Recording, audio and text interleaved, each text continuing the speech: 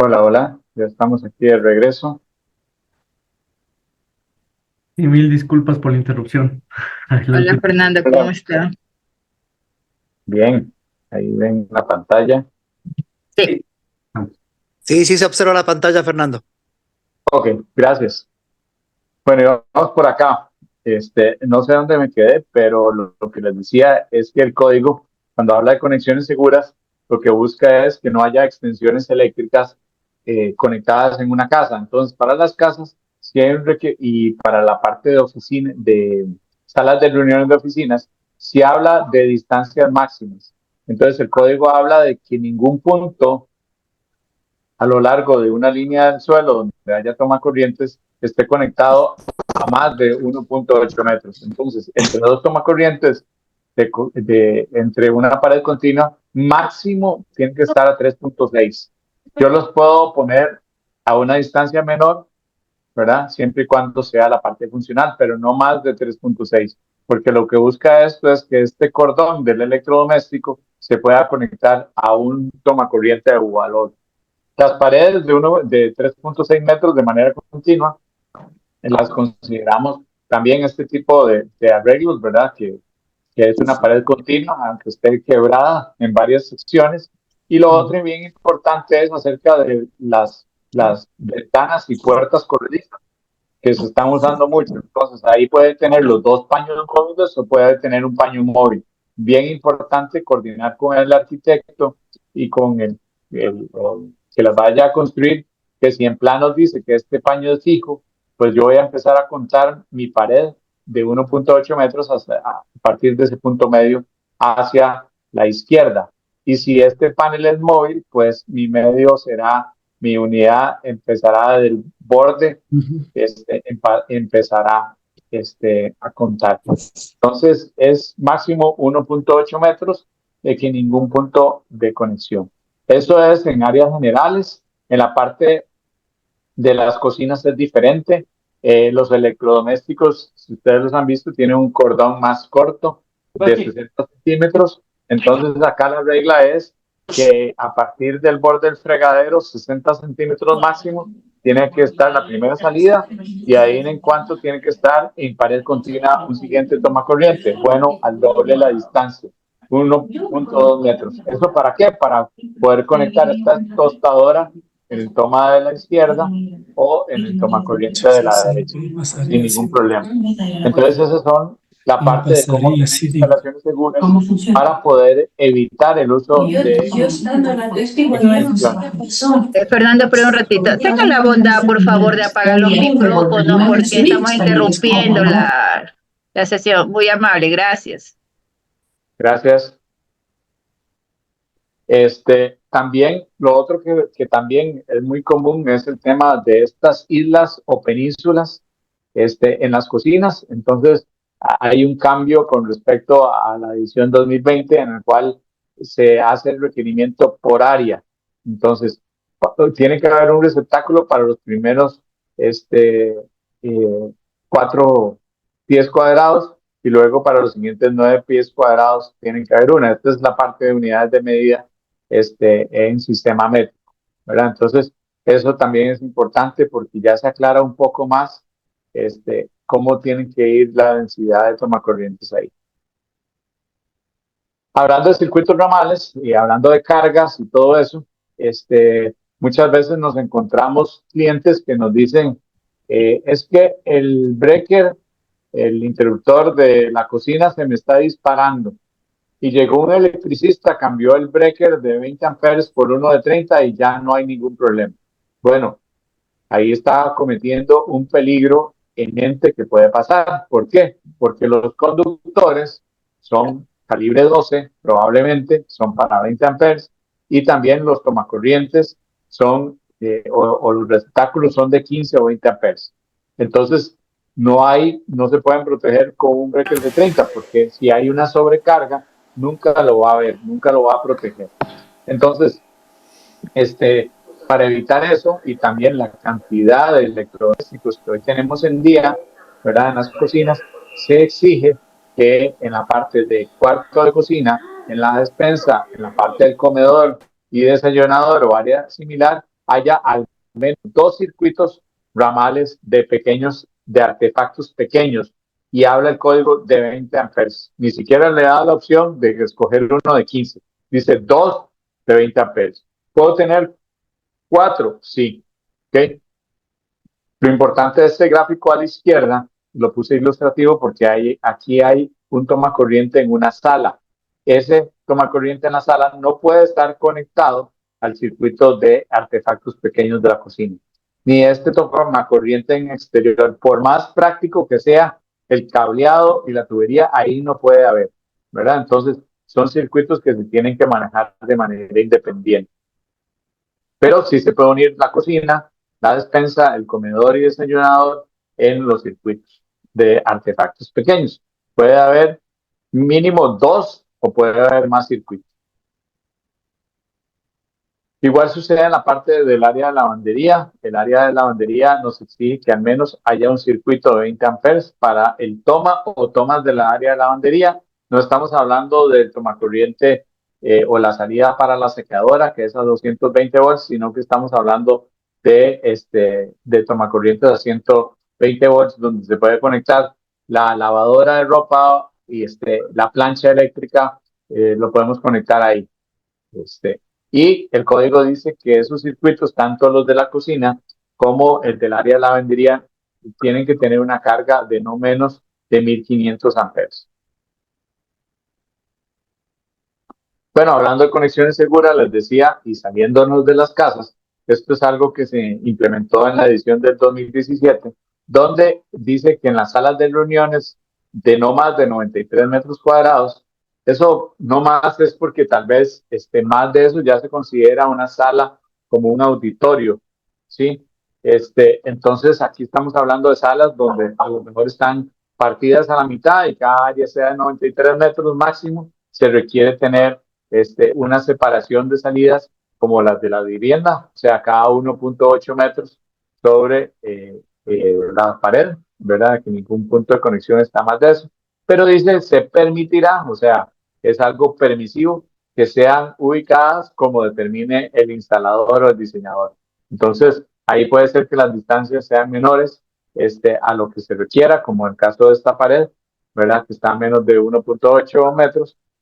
Aquí sí hay una distancia entre tomas de hasta 3.6 metros, que es el doble, ¿verdad? Aquí hay una partición entre estas dos salas de reuniones y las dos son de 93 metros o menos. Y nos exigen salidas de piso por cada 20 metros cuadrados. Entonces también, si tengo salas de 90 metros cuadrados, necesito por lo menos 4 salidas de piso. Bien, cuando hablamos de conexiones seguras, estamos hablando también que una de esas incidencias de incendio es porque no hacemos la conexión adecuada o no, las conexiones no tienen el par de apriete adecuado. Entonces, en el código del 2017 se empieza a exigir que los fabricantes tienen que mostrar en sus equipos cuál es el torque que deben tener cada una de las conexiones. Entonces, este tablero eléctrico tiene que haber un rótulo donde diga que la barra de neutro y tierra para cable número 14 a número 10 tiene que apretarse a 20 libras por pulgada, ¿verdad? Algo bien importante es que también esta versión habla de utilizar un medio aprobado para lograr eso. Hay algunas tuercas que se usan, por ejemplo, en la parte de ducto barra, que tienen una doble tuerca y tiene un aro rojo. Entonces, cuando uno instala un electroducto o un ducto barra, Boswell, llega al torque y esta primera tuerca se quiebra, ¿verdad? Aquí a la mitad se desprende el aro rojo y queda la tuerca de abajo para darle el mantenimiento debido. Entonces es más rápido instalar, pero también hay cómo darle mantenimiento, ¿verdad? O usamos los torquímetros para hacer los pales de apriete. Algo bien importante para las salidas de los dispositivos de apagadores o interruptores de iluminación y la parte de tomacorrientes es cómo vamos a instalar los cables, ¿verdad? Que sea puesto de manera adecuada a 3/4 de vuelta el cable, y no puestos al revés o cosas de ese tipo. También la parte de empalmes o de uniones de los conductores es muy importante. Están este tipo de dispositivos que son los Borner resorte o wire nuts. Estos porque tienen un resortillo, hay otros que son de prensa, pero que sean certificados. El código lo permite, así como también la parte de soldadura, como es la parte de puestas a tierra del sistema de electrodos, también se puede hacer mediante eso. Esa, ahí levantó el micrófono, si me ayudan, por favor. Gracias. Entonces, les decía también que otro de los aspectos para tener conexiones seguras, además del conector que pueden ver aquí, una mala práctica, eso está mal dimensionado, ¿verdad? La caja, es tener cajas o cuerpos de conduit que tengan un tamaño aprobado, calculado de acuerdo al código. Entonces, todas estas cajas de conexión de empalme o dispositivos tienen un volumen permitido de acuerdo al código. Entonces, en el artículo 314 nos habla del volumen requerido que deben tener las cajas. Y ese buen dimensionamiento nos va a permitir una disipación de calor adecuada, también protección para los conductores y los dispositivos, y también para hacer más fácil la instalación, el mantenimiento y la demolición. Y para esto pueden haber cajas con un volumen determinado. También hay accesorios de lo que son aros de repello que pueden darnos una extensión adicional. ¿Alguien tiene la mano levantada? Vamos a atender la consulta si quieren o la para el final, como gusten.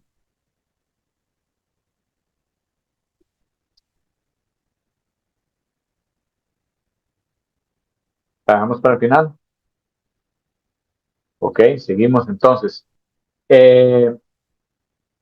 Ok, ya para ir terminando, hablé un poco de los principales artículos que dan esa protección a tener instalaciones seguras, pero como les decía, las nuevas ediciones del código se alimentan de dos maneras, los cambios, las modificaciones que se hacen.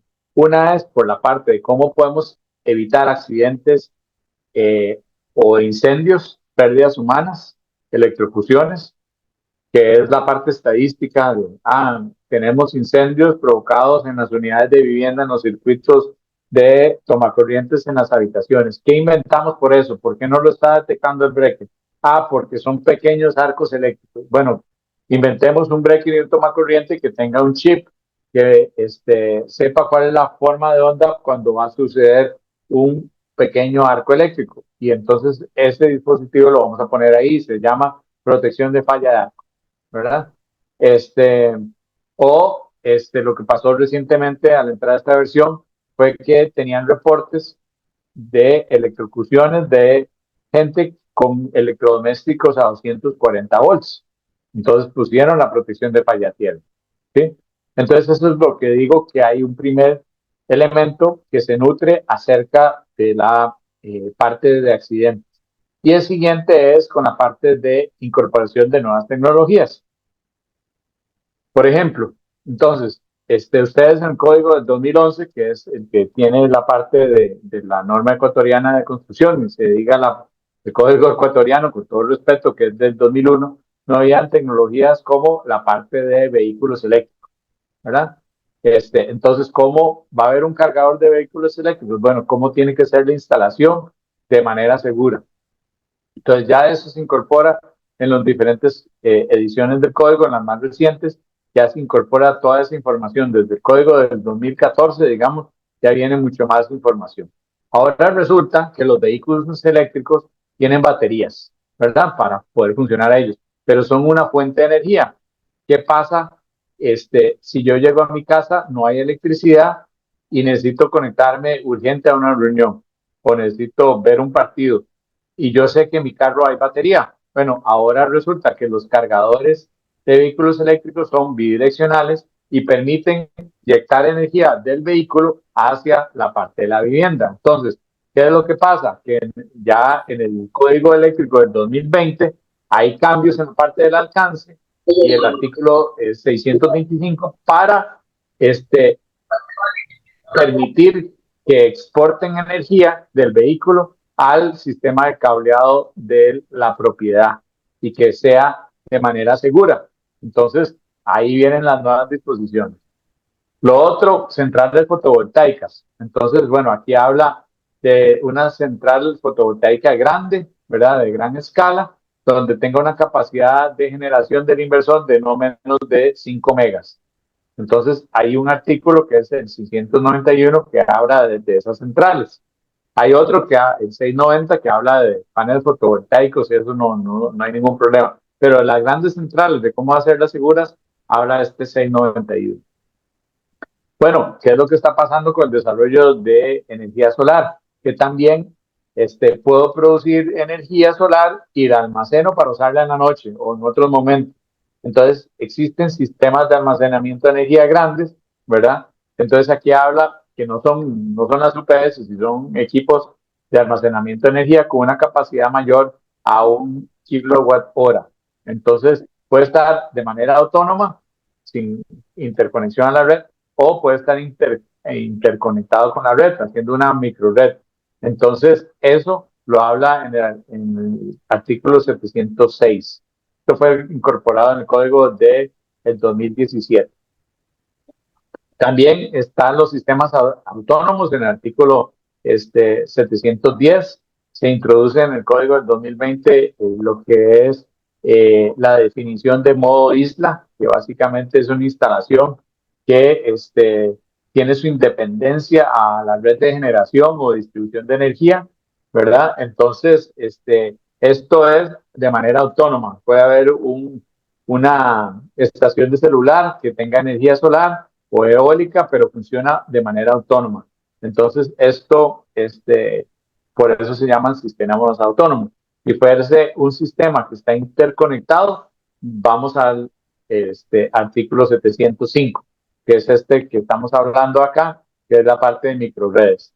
Entonces, hay una nueva sección para poder entender la operación del sistema, la conexión de la fuente primaria, la reconexión de la fuente primaria, y también, ahora también existen microredes en corriente directa, ¿verdad? Ya sea porque se utilizan convertidores de corriente alterna a corriente continua, y también inversores o convertidores de corriente continua a corrientes bidireccionales.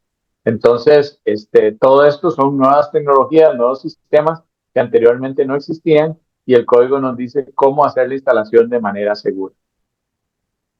Entonces, ya para ir terminando, este es un gráfico que es bastante interesante porque nos habla de los diferentes artículos, ¿verdad? Que veíamos anteriormente. Si tengo un sistema de paneles fotovoltaicos de menos de 5 megas, pues voy a utilizar el artículo 690.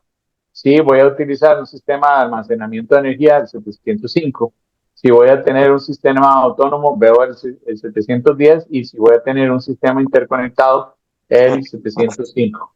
Entonces, esta gráfica nos permite ver los diferentes sistemas de desarrollo tecnológico ya interactuando entre sí, ¿verdad? Cada una de las áreas. Y bueno, tal vez para terminar, poder retomar el concepto de seguridad eléctrica. Y esto es un concepto, bueno, que hay diferentes actores. Nosotros tenemos la norma de instalaciones, que es el NEC, ¿verdad? Muy bien, ahí nos dice cuáles son las disposiciones.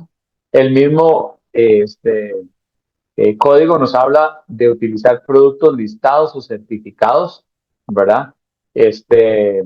Y eso es un ente de una tercera parte que nos garantiza que ese producto es de 20 amperes, que tiene una capacidad interruptiva de 10 kiloamperios y que ya fue probado y está certificado por un ente como UL, como ETL, como CSA, ¿verdad? Entre otros, que es un laboratorio de tercera parte que me da esa garantía. Eso es súper importante. Y ese laboratorio va a seguir un estándar de fabricación del producto para hacer la comprobación que el producto fue manufacturado y se le hicieron las pruebas y cumple con ese estándar de producto. Eso es bien importante. El otro tema que es muy importante tenerlo en los países es que existan los instaladores que sean calificados, certificados, o una persona calificada, como dice el código, ¿verdad? Nosotros tal vez en la parte de ingeniería no estamos todos los días en la construcción, no sabemos qué hay debajo, cómo lo está instalando el electricista, el instalador. Entonces es bien importante tener un sistema que haya certificación de personas, pero si no tenemos una norma de instalación, ¿cómo vamos a entrenar a la gente? Entonces, bien importante. Y por último, ¿verdad? Mucha de la labor de ustedes es la parte de comprobación de que todo esto se cumpla. Es decir, que los productos y materiales que sean certificados se instalen de acuerdo a la norma de instalaciones, ¿sí? Y que sigan la parte de los planes. Entonces, esta parte del concepto de seguridad eléctrica, quería cerrar con esto para poder repasar la información que estamos viendo el día de hoy. Como les dije, es una pequeña pincelada de los artículos más importantes. Hay capacitaciones que duran 3 días en la parte de fundamentos o otros cursos que duran, bueno, 24 horas, pero tal vez son 8 sesiones de 3 horas que se dan solo para ver el tema de cálculo de carga calculada para la parte de instalaciones de vivienda, entre otras cosas, ¿verdad? Entonces, esto realmente se puede hundar cada vez más. Es importante que si ustedes no conocían la norma, la conozcan cada día más. Y si ya la conocen, pues actualizarse de las diferentes ediciones que tenemos hoy en día, como la del Código 2020. Entonces les decía, y vieron la demostración, los invito a hacer una prueba de NFPA Link, que es una herramienta que tiene un bajo costo para el potencial que tiene, para poder ver todas las normas de la NFPA de las diferentes ediciones en la pantalla.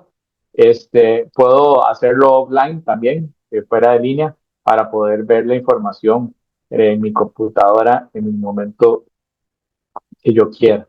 Entonces, o en una tableta o en mi celular, lo puedo tener esa función. Entonces, bien importante que la NFPA nos pone también esta era digital de digitalización, las diferentes herramientas para ser también más competitivos en nuestro conocimiento. Bueno, abrimos la parte de la sesión de preguntas. Si hay algo que quieran abundar, tal vez no nos sepamos todos los artículos, pero los podemos ubicar un poquito, para ver qué sea. Adelante.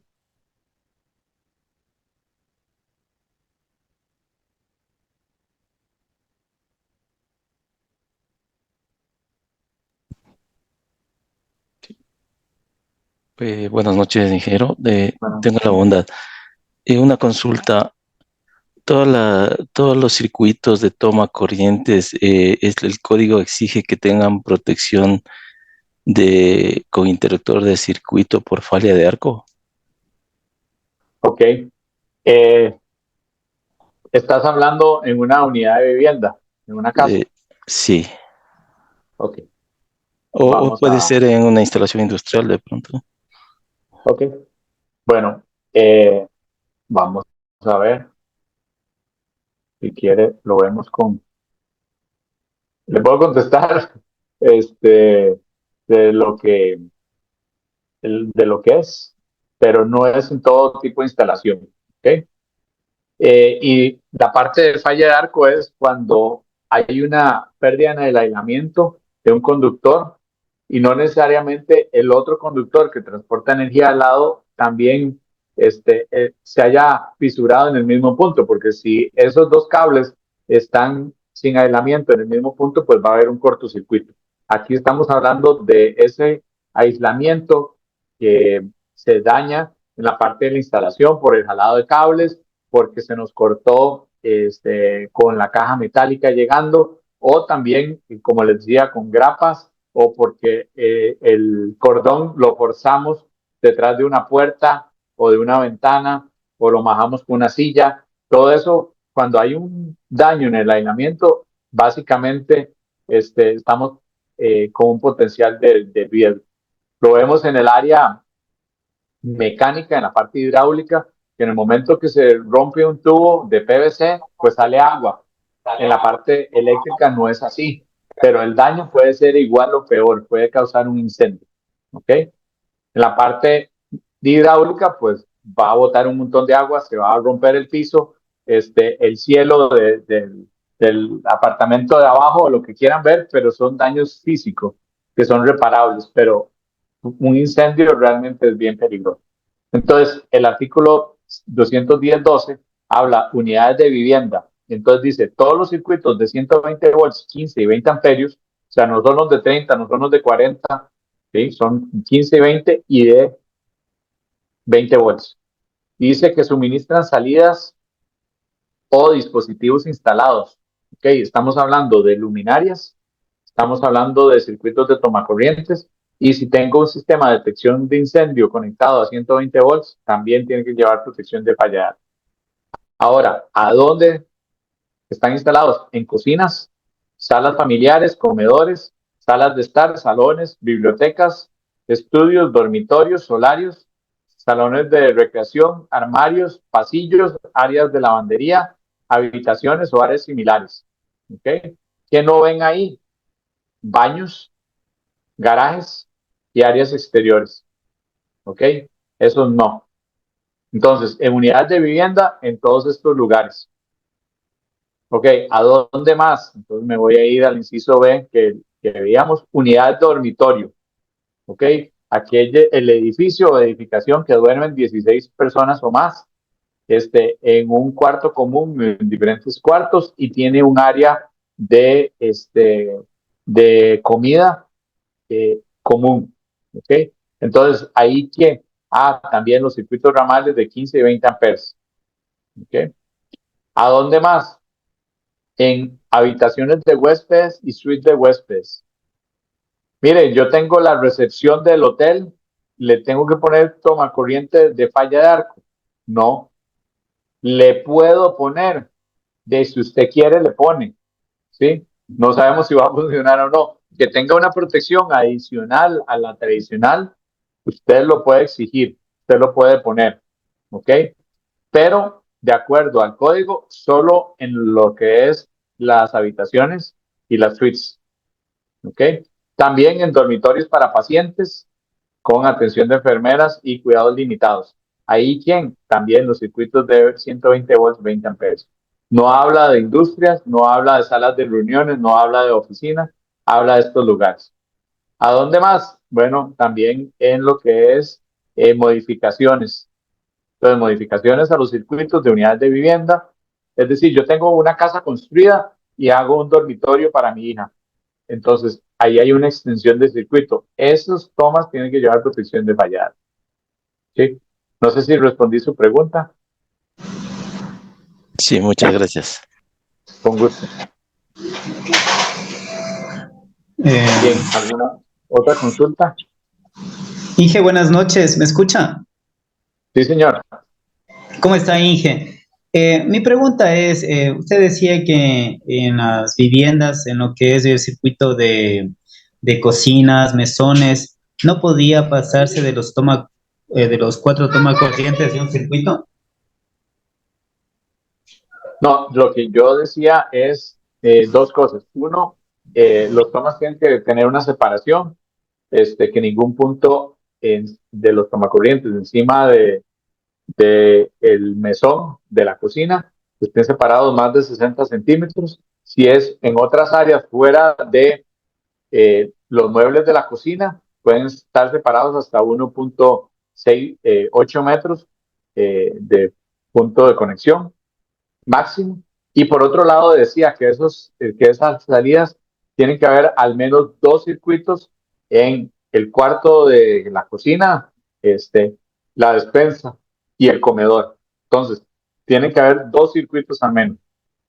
Ahora, ¿de cuántos tomas? Usted decide, ¿ok?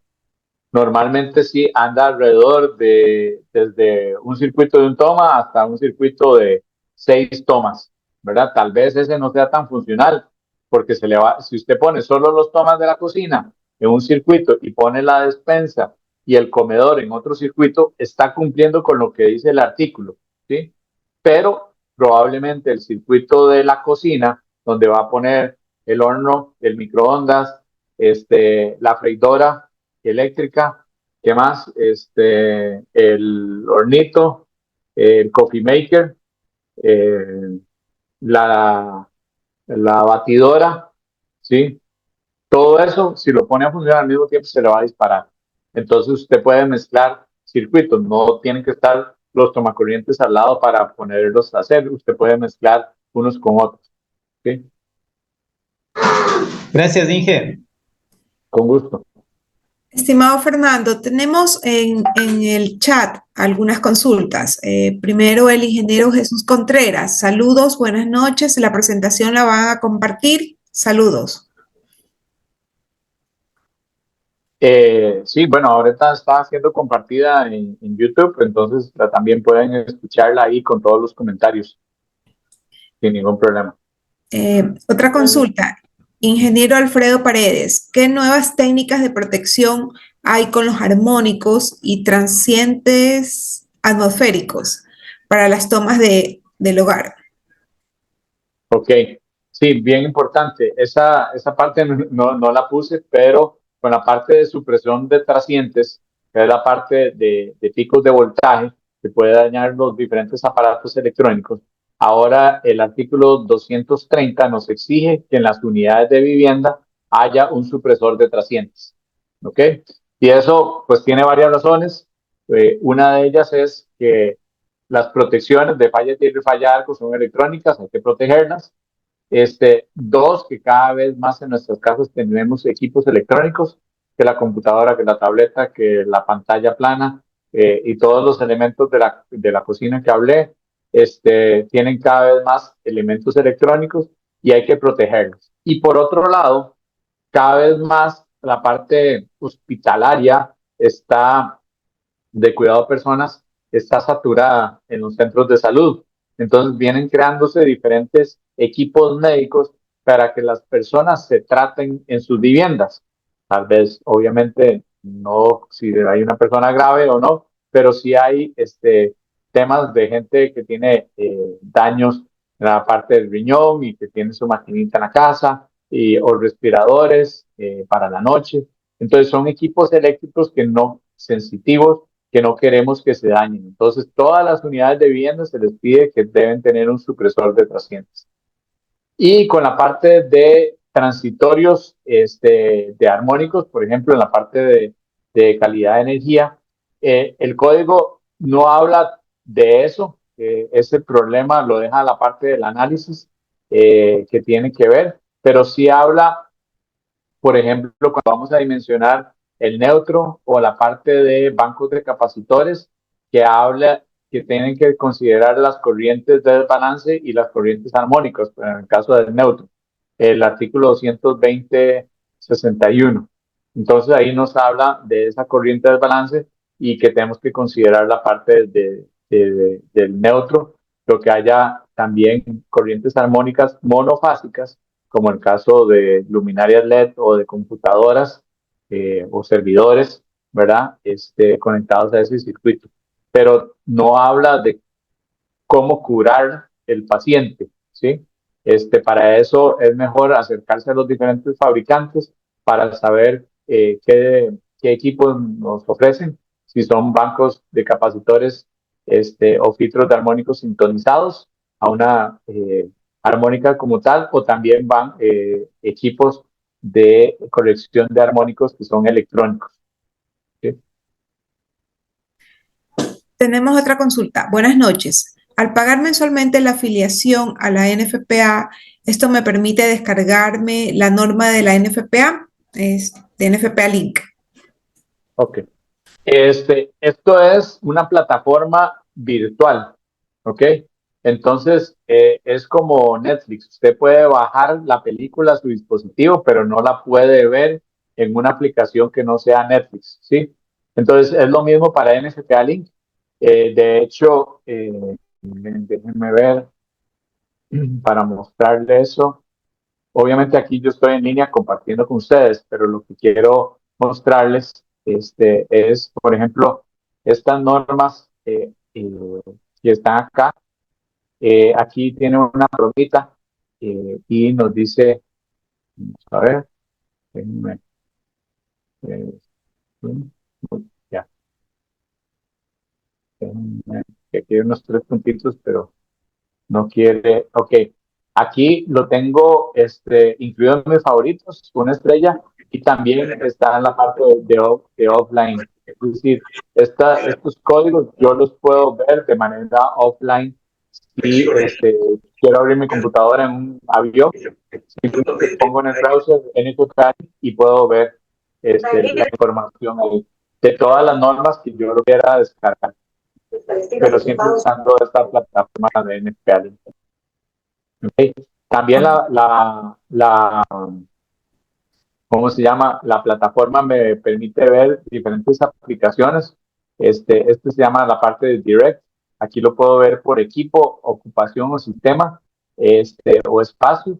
Entonces yo puedo meterme acá a ver todo lo que tiene que ver, por ejemplo, con ventiladores en los baños, ¿verdad? La parte de protección de falla de arco, que nos decían un poco, ¿verdad? Entonces aquí hay una serie de aplicaciones eh, que tenemos que tomar en consideración, ¿verdad? Entonces, en la parte residencial de lavandería, aquí nos dice el 1 acerca de a dónde tiene que ver la protección de lavandería, la parte de secadoras, la parte de iluminación. Entonces yo puedo ver las diferentes aplicaciones aquí. Esto lo que resume es cuáles son las necesidades, ¿verdad? Todo en un solo lugar. Entonces, no tengo que irme a ver artículo por artículo, sino que esto me va a llevar exactamente a lo que tenemos. En la parte de iluminación en lavandería, lo que nos va a llevar es al artículo 210.70, donde nos dice que cada habitación, digámoslo así, o recinto de una casa, tiene que tener al menos una luminaria y un interruptor de pared, controlado por la pared, ¿verdad? Y eso es de parte de un circuito ramal de 15 o 20 amperios, que normalmente alimenta la parte de iluminación y tiene que tener protección de falla de arco. Entonces, ahí está el resumen de esa aplicación, ¿verdad? Me puedo devolver y puedo ver la parte de la residencia. Entonces aquí me habla también de diferentes aplicaciones acerca de tomar corrientes en el piso. También me puede dar una explicación ahí, donde hay un espacio grande donde se puede tomar corrientes en el piso. Y aquí vienen cuáles son los códigos referentes. Entonces, esta aplicación me permite crear eso y también puedo hacer marcas y bookmarks. Lo puedo tener de manera individual o lo puedo tener en la oficina. Si tengo una licencia empresarial, pues todos los miembros pueden aportar ahí sus comentarios. Pero bueno, pueden acercarse a KEDE Consulting para ver un poco más de detalles de la normativa, de cómo adquirir NFPA. Muchas gracias, Fernando. Tenemos otra consulta. Buenas noches. ¿En las normas existen algún párrafo en donde se indique si es obligatorio la instalación de interruptores termomagnéticos en instalaciones residenciales o esto queda a criterio del diseño? Ok, el artículo 240 nos habla acerca de las protecciones. Como vimos, el artículo de circuitos mínimos en residencia nos dice que tiene que haber al menos 2 circuitos de 20 amperios para las salidas de tomacorrientes en la cocina, en la despensa, en el comedor, ¿verdad? Pero esa protección puede ser por medio de fusibles o puede ser por medio de interruptores. Ahora, cuando nos metemos a los tipos de protecciones, ¿verdad? ¿Qué pasa? Que esa protección tiene que tener protección de falla de arco y falla tierra. ¿Cómo lo logro? Con un breaker no existe fusibles, con un interruptor termomagnético tipo dual, que tiene las 2 protecciones. O poner una caja de fusibles con un fusible de 20 amperios y tomacorrientes que son duales, AFCI, GFCI. ¿Sí? Entonces, eso sí lo puedo lograr. Es un poco extraño ahora usar fusibles en la parte residencial porque lo que queremos es restablecer lo más fácil posible.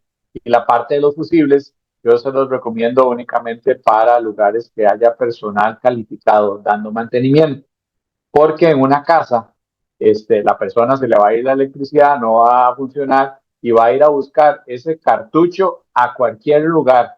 Y si no tiene, le va a poner un pedazo de metal, ¿sí? Hasta un cuchillo le puede poner, ¿sí? Para que haya conducción eléctrica. Y vamos a crear una instalación insegura. Entonces, mejor interruptores automáticos.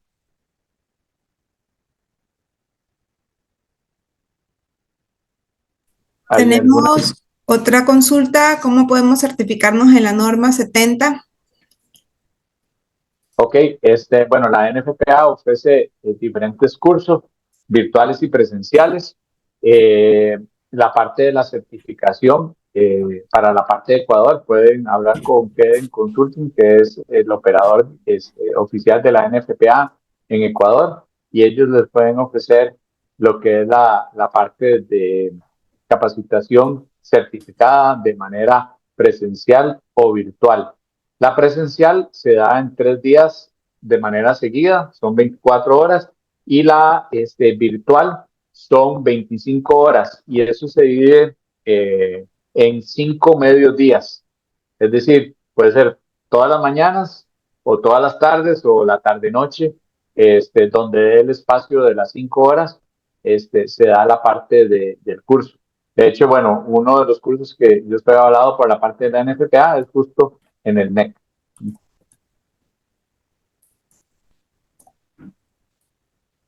¿Qué más tenemos ahí, Yesenia? ¿Hay alguna otra? Sí, tenemos el precio de la plataforma, creo que eso ya lo indicaste. Sí, el precio son $12 de manera mensual. Así que tiene 3 meses, 30 días de prueba. Tal vez no le permite hacer todo, pero son $12 al mes. 11.99. Llame ya y se lo dejan en ese precio. No, mentira. Eh, pero sí, eso es aparte de la suscripción a la NFPA. Es un paquete aparte. Usted no necesita ser miembro de la NFPA para agarrar Marlin, ni tampoco ser miembro de la NFPA le da derecho a la parte de acceso a link. ¿Okay? Y si usted no usa mucho las normas, pues también hay otra opción de la plataforma de Free Access para ver las normas, pero es como ver el libro y las páginas y no es tan amigable, no tiene, si yo quiero buscar, ¿qué se les ocurre? Aquí les puedo decir que lo busquen en el código de ahorita la sección, bueno, es que no estoy en ningún código. Ahí puedo hacer búsquedas, voy a volverme. Si yo quiero poner acá Fire Pump y le doy buscar, me va a aparecer todas las normativas de la NFPA donde aparece esa palabra. ¿Ok? Bueno, y vamos a resetear todo. Vamos a ver. Aquí está el contenido ese que quiero. Yo creo que yo lo tenía en algunas. Entonces, vean que en la norma NFPA 25, en el capítulo 8, aparece Fire Pumps. En el código eléctrico, en el NEC, en el 625, habla de eso. En la NFPA 1901, habla de bombas contra incendios. Entonces, aquí yo puedo ver absolutamente todas las normas o puedo encasillarlo a una sola, ¿verdad? Yo puedo decir, deme el código del 2020 y quiero saber también en la NFPA 101 qué habla de eso. Entonces aquí me lo filtro, solo puedo ver esas normas, ¿sí? Entonces bien, bien fácil, bien, bien importante hacerlo, tener esta parte de la herramienta. Y bueno, tenemos la última consulta. ¿Existe algún capítulo que se refiera a las instalaciones eléctricas hospitalarias? Sí, el artículo 517. Ahí lo podemos ver. Denme un segundito.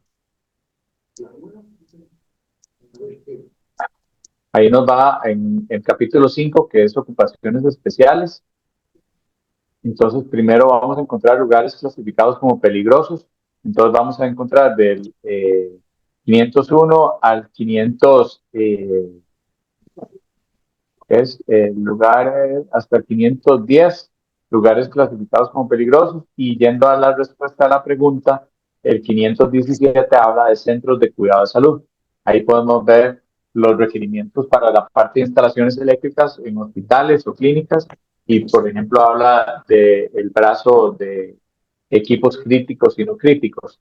Esto es bien importante también ligarlo a la NFPA 99, que es la del Código de Centros de Cuidado de Salud. Aquí nos va a decir cómo hacer las instalaciones seguras y allá nos puede dar un poco más de detalle acerca de esa normativa. ¿Okay? Entonces aquí es donde podemos ver en el artículo 517 información de eso. Normalmente van a encontrar definiciones en el artículo XX.2, pueden encontrar ciertas definiciones específicas para ese artículo. Y lo que son términos generales del código, definiciones, las van a encontrar en el capítulo 100. Ahí son para términos técnicos que se repitan 2 o más veces a lo largo de la norma del código. ¿Ok? No sé si alguien más tenga alguna otra pregunta. No, ya no tenemos más consultas, Fernando. Ok. Allá en la sala, en vivo, tenemos a alguien con consultas. No, por aquí no tenemos más consultas, Fernando. Muchísimas gracias por su participación. Ok, no, perfecto. Bueno, de mi parte, muy agradecido de poderles impartir esta información el día de hoy. Espero que sea de utilidad para todos ustedes, haberles sembrado esa semillita para que puedan conocer más de la norma. Vamos a estar en octubre también hablando un poco de los diferentes artículos que se incluyeron como nuevos en esta edición del 2020 en español. Algunos de esos los toqué hoy, otros los vamos a ver un poco más en esa sesión. Y bueno, también, como les dije, pueden acercarse a que consulten para ver acerca de información sobre los diferentes cursos que hay de esta norma del NEC. Así que de mi parte, muy agradecido con CIEPI del espacio brindado para hoy y esperemos poder seguirles dando capacitaciones virtuales o presenciales a todos ustedes. Muchísimas gracias, Muchas Fernando. A todos los asistentes, también agradecerles su participación el día de hoy y recordarles que a través de las redes sociales pueden enterarse de los eventos que está organizando el CIEPI y de manera particular, pues invitarlos a nuestra feria Expotec 2024 que se realizará el 17, 18 y 19 de octubre en el Centro de Convenciones Metropolitano. Sin más, muchísimas gracias a todos y que tengan una feliz noche. Muchas gracias a todos, sí. Gracias, buenas noches con todos. Buenas noches.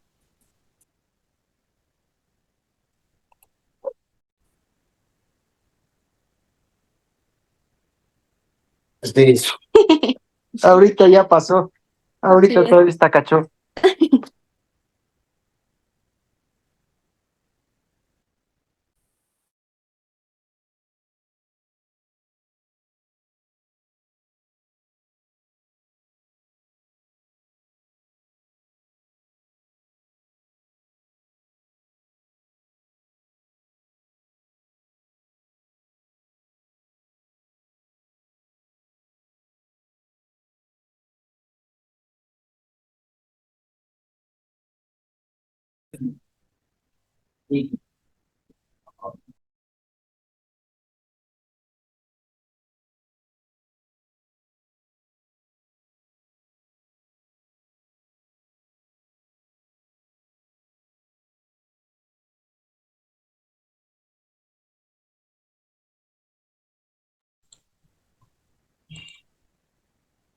Muy buenas tardes a todos los asistentes a esta webinar conferencia titulada La importancia de contar con instalaciones eléctricas seguras, encaminados justamente a dar un mejor conocimiento de todo lo que está alrededor de la normativa de NFPA y que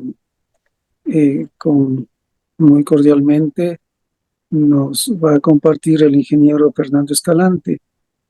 Me voy a permitir hacer una reseña bibliográfica del ingeniero Fernando Escalante como experto en Estados Unidos, la NFPA. El ingeniero Fernando Escalante, Eléctrica, Universidad de Costa Rica, máster en Administración de Empresas con énfasis en Mercadeo y en Customer Experience. Director de Escalante Moya Consultores, instructor y consultor de NFPA para NFPA 70. 22 años de experiencia en posiciones claves de Schneider Electric en diferentes áreas como cotizaciones, ventas, desarrollo de negocios, Secure Power Division y director de satisfacción al cliente y calidad para Centroamérica. Experiencia en empresas como CMI, Consorcio de Montajes Industriales S.A. y Copesa RL. Expresidente de la Junta Directiva del Colegio de Ingenieros Eléctricos, Mecánicos e Industriales. Coordinador de la Comisión de Ingeniería Eléctrica. Miembro de la Comisión del Decreto del Código Eléctrico de Costa Rica. Es decir, cuenta con un vasto recorrido en todo lo que se refiere a ingeniería eléctrica y con alto conocimiento de la normativa NFPA, sobre todo de la que se va a referir ahora, NFPA 70. Le damos la más cordial bienvenida al ingeniero Fernando Escalante como delegado de Estados Unidos de la NFPA. Bienvenido, ingeniero Fernando Escalante, desde el Colegio de Ingenieros Eléctricos y Electrónicos de Pichincha. Saludamos, le damos la más cordial bienvenida y saludamos también a todos los presentes, esperando que sea de lo mejor aprovechado para todos los asistentes. Un saludo desde la presidencia del CIEPI. Muchas gracias, ingeniero Marco Acuña, y a la Junta Directiva de CIEPI por recibirnos esta tarde y permitirnos dar esta conferencia a todos los miembros, ya sea ubicados en Quito o también en las diferentes localidades del Ecuador. Bueno, esta noche, la intención es compartir con ustedes los principales artículos de la normativa NFPA 70, que es la numeración que tiene el National Electric Code, conocido también como NEC. Sabemos que ustedes tienen la norma ecuatoriana de construcción, que también por sus siglas es NEC, y que tiene un capítulo hacia la parte de instalaciones eléctricas, y hablaremos un poco de cómo deben ser los principales artículos del código que se reflejen para contar instalaciones eléctricas seguras.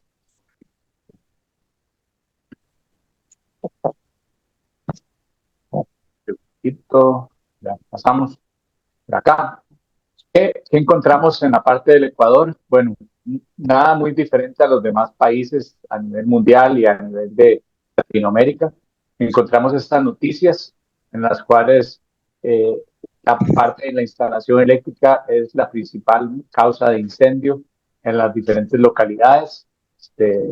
Y van a encontrar algunas noticias que ustedes pues han visto a través del tiempo, y asegurarnos esa importancia que debe haber para nosotros poder hacer ese ejercicio profesional en el diseño, en la parte de la construcción, en la parte de inspección de instalaciones eléctricas, así como las consultorías del estatus de las instalaciones. Como ven, hay estadísticas tal vez de años anteriores que encontramos por ahí acerca de que el daño en sistemas eléctricos es del 25%, pero también a eso hay que sumarle un porcentaje de aparatos eléctricos Y estas son las causas realmente que investiga los diferentes cuerpos de bomberos. Esta es la información de Quito en el año 2013, pero bueno, sabemos que eso no ha cambiado mucho en los años que han venido. Entonces, tenemos estas noticias también en otras ciudades, también se presentan como la principal causa, ¿verdad? Y que dañan la parte de casas y negocios por la parte de malas instalaciones eléctricas. Y esta es la parte de concientización, ¿verdad? Para poder, todos los que estemos en esta presentación, revisar cómo están no solo las instalaciones que tenemos en nuestras casas, sino que también brindar esa asesoría oportuna a nuestros clientes antes de que suceda una emergencia. Aquí tenemos las principales causas de incendio. Número 1, la parte de sistemas eléctricos, combustibles inflamables de causa número 2. ¿Cuáles son las causas de falla eléctrica? Bueno, instalaciones eléctricas improvisadas, ¿verdad? Pueden ser instalaciones temporales o las que llamamos temporales, pero se vuelven definitivas. La parte de un mal dimensionamiento de los conductores, como corrientes y breques, ¿verdad? Hacemos el uso de extensiones eléctricas cuando no deberíamos hacer, si hacemos un buen diseño, y también lo que es la sobrecarga de tomacorrientes. Entonces utilizamos regletas, bifurcadoras o también extensiones para poder tener la electricidad en las diferentes áreas de una casa, de un negocio, de una oficina, y entonces sobrecargamos uno o varios tomacorrientes a tener esa práctica. Pero bueno, lo importante de todo esto es que hay cómo hacer las instalaciones de manera diferente basados en la normativa. Hablando de normativa, pues en el Ecuador ustedes tienen dos normativas en la parte eléctrica, si lo queremos ver ahí. Así, tenemos la parte del Código Eléctrico Nacional, de la versión 2001, es una versión que se basó en el Código colombiano, que a la vez en la parte de la NFPA, pero data desde el 2001. Como sabremos, hay tipos de tecnología que no existen en esa normativa. Y por otro lado, el capítulo de instalaciones eléctricas de la norma ecuatoriana de construcción, pues hace referencia, sí, ya a la NFPA y a este código emitido por el INE, pero la edición de la NFPA es del año 2011. Entonces, pues sí, estamos varias ediciones atrás, lo cual ejerce un poco de presión hacia nuevos clientes, sean transnacionales, que quieran hacer sus establecimientos en Ecuador, que tienen normativa que ya conocen en otros países, pero también, como les decía, el efecto que se provoca por las investigaciones de incendio y nuevas tecnologías es lo que es el desarrollo de la normativa. Entonces, esto como antecedentes, quiero hablarles también un poquito de qué es la NFPA. La NFPA es las siglas que corresponden a National Fire Protection Association. Es un organismo internacional sin fines de lucro que se estableció en Estados Unidos alrededor de 1896. Hoy tiene una presencia a nivel internacional, con mucha presencia en Latinoamérica y en el Medio Oriente, además de los demás países también europeos y la parte de Norteamérica. Y se enfoca en la parte del desarrollo y difusión del conocimiento sobre la parte de seguridad contra incendios y protección de la vida. Para compartir los estándares tecnológicos, ¿verdad? La NFPA creó NFPA Link, que es una plataforma digital en la cual se puede tener acceso a los más de 300 códigos y estándares que edita la parte de la NFPA. Esos códigos y normas son emitidos por 250 comités técnicos, en los cuales participan más de 9,000 voluntarios. También hay membresía en la NFPA, la cual hay más de 50,000 miembros presentes en más de 100 países.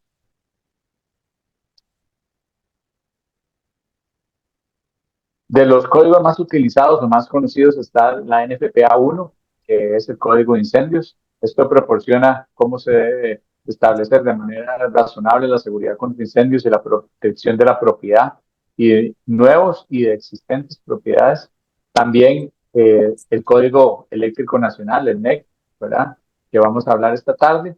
el código 101, que es el de seguridad humana, que proporciona cuáles son los requisitos mínimos en los edificios nuevos y existentes para proteger a los ocupantes. A veces nosotros nos enfocamos en la parte eléctrica, sin embargo, el conocer de esta norma no solo es importante para los profesionales en arquitectura, sino que también para nosotros en el área eléctrica, para poder distinguir cuáles son los requisitos de protección contra incendio de sistemas de detección basados en la NFPA 72. Entonces, como ven, de los 300 códigos y normas, estos son los códigos tal vez más reconocidos y utilizados a nivel mundial, ¿verdad? Probablemente ustedes conozcan parte de la familia de NFPA 70, que voy a hablar a continuación. Entonces, ya aterrizando un poco más acerca del National Electric Code, del NEC, voy a hablar del NEC refiriéndome a esta norma NFPA 70. Desde 1911, el código es editado por la NFPA y también se denomina como una norma de estándares americanos por las siglas ANSI. Tiene un ciclo de revisión y de publicación de cada 3 años y la última versión española es el código del 2020. Actualmente se está trabajando en la traducción del código 2023 en español y ya se vence un ciclo de que antes empezó a las traducciones cada 9 años, después cada 6 y ahora pues la intención es que esté prácticamente al día con la edición al corriente de la NFPA que esté en español. Este código, esta edición del 2020 fue redactado por 19 paneles y un comité de correlación formados por personas de las diferentes de la industria, como la parte de diseñadores, la parte de contratistas, la parte de electricistas, la parte de bomberos, la parte de empresas aseguradoras, fabricantes de equipos eléctricos, entre otros sectores, para tener un balance en los diferentes paneles y en el comité de correlación y poder tomar decisiones que fueran dirigidas hacia la parte de seguridad que brindan las diferentes disposiciones. Y bueno, algo importante es conocer este concepto de seguridad eléctrica, que también se conoce como rueda de seguridad, donde no solo habla de la NFPA 70, que es la normativa que vamos a ver esta tarde, que se refiere a la parte de cómo deben hacerse las instalaciones eléctricas de manera segura, sino que también un código que está creciendo muchísimo en lo que es la parte de adopción es la parte de prácticas de trabajo seguras. Es decir, tenemos la instalación realizada, pero ¿cómo la vamos a operar de manera segura? ¿Cómo le vamos a dar mantenimiento? ¿Cuáles son los equipos que debemos desconectar? ¿Y con qué tipo de equipo de protección personal debemos trabajar para trabajar de una manera segura? Y por supuesto que algo muy importante que vamos a ver en el propósito de la definición del código es la parte de mantenimiento de equipos. Es vital para poder tener una instalación que dure muchos años y que opere de una manera segura. Entonces, estos tres códigos y estos 2 códigos, que es la 70, la 70E y la norma que es la 70B, pasan a ser muy relevantes en lo que tiene que ver el concepto de seguridad eléctrica.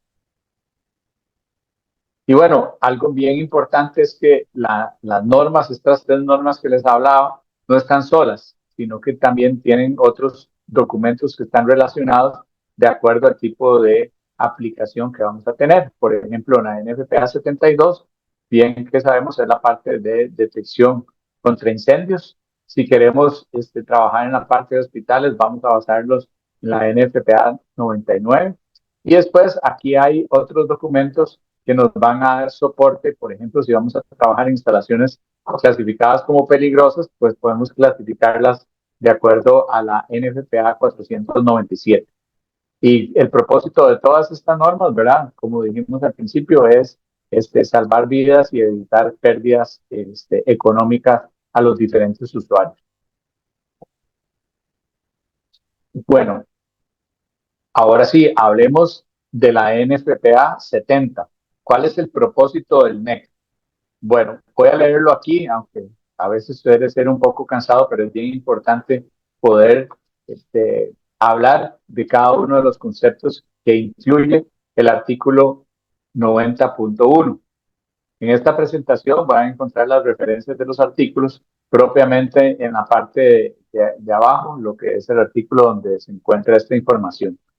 El propósito de este código, dice la norma, el código, es la protección práctica de las personas y de la propiedad.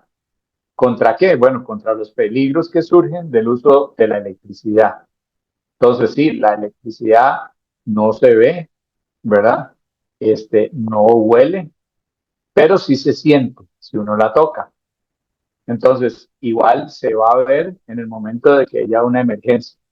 Pero muchas veces la gente no le da la importancia a la parte de la electricidad porque no es algo como el agua que ven saliendo de la tubería, ¿verdad? Pueden ser que yo esté viendo la luz de mi computadora ahora encendida porque está funcionando y sé que hay energía, pero tal vez no me importe cómo llegue la energía ahí, ¿verdad? O que está la luz encendida, la luminaria encendida y qué bien, tengo electricidad para poder ver mejor, pero cómo está conectada, hay muchas personas que no le dan esa importancia.